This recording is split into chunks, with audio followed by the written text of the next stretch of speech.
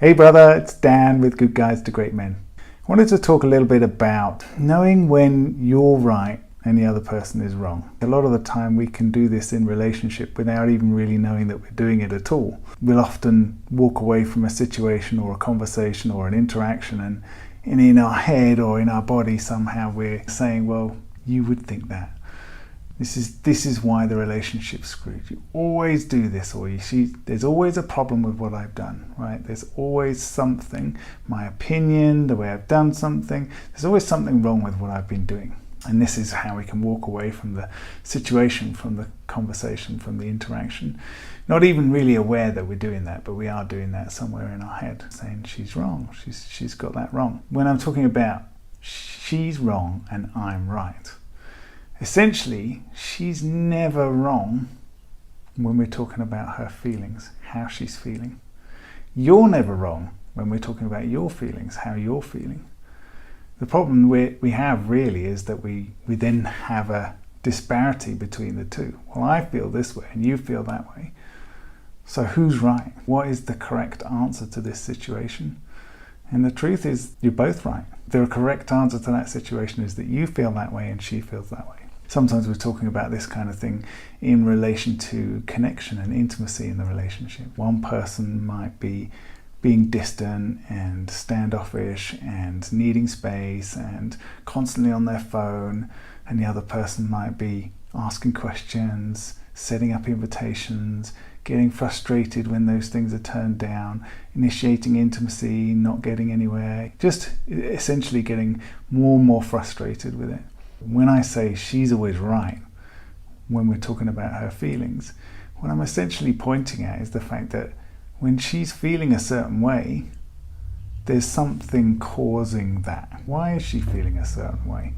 Oftentimes I'll say to guys, your intimate connection, the connection between the two of you, the thing that gives you that opportunity to laugh, to relax, to have fun, to flirt, to initiate intimacy between the two of you, to love, to have sex, all of that good stuff. That gets lost when you're in this. It's you're wrong and I'm right.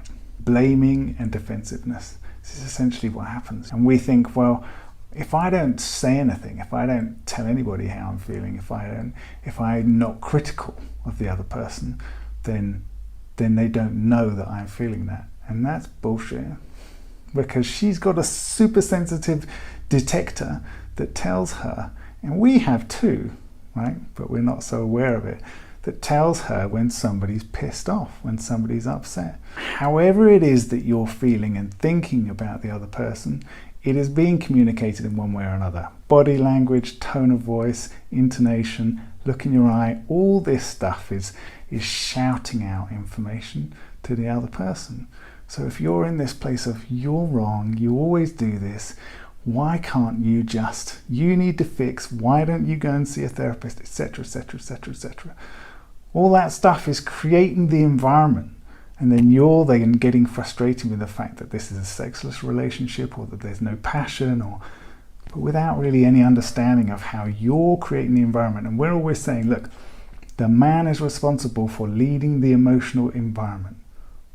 And that means being aware of when you're doing this stuff. And I know sometimes it can be so subtle that you don't even realize. So what I wanted to get across to you today is just be aware of it. Have an interaction. You come away from that interaction and you feel something, discomfort, some niggle, some frustration, some annoyance. Don't ignore that. Don't shove it down. Recognize that and go, okay, so what's going on there? What am I doing in this moment? What am I thinking about? Where's my focus? If your focus is on the other person is doing something wrong, then you've disconnected. You've chopped off the connection. There's no chance of connection in that moment. So what I want you to be able to do is to reground yourself, take a moment, get a little bit of energy back in your body, and then get curious. Okay, so there's disconnection. Okay, that's true. There's maybe even tension. So why?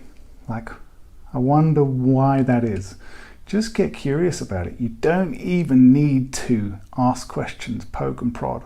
You don't need to do any of that. Just the shift in your position from blaming, right, I'm right, you're wrong, to I wonder if there's something else going on here. A lot of the time we're looking for certainty, right? We're looking for some certainty, some kind of formula that we can follow so that we can essentially make her happy, so that she can then come closer to us, connect with us, and we can have that fun, passionate relationship that we want to have. But there is no certainty in relationships. There isn't any. So we're totally scuppering ourselves by even thinking that there will be something like that. There's just too much. There's too much granularity in people and connection for there to be certainty. So the only certainty that you really have is, okay, how can I create the best possible opportunity for there to be a chance of relaxation, connection, fun, laughter, flirtation, all that good stuff.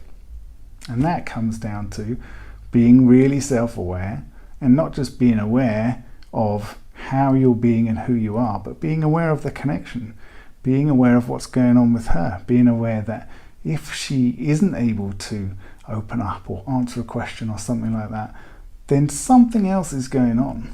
So how can you get better at understanding? How can you get better at just holding an open space for somebody else to interact with you, rather than being on the verge of closing that connection yourself, waiting for something to happen?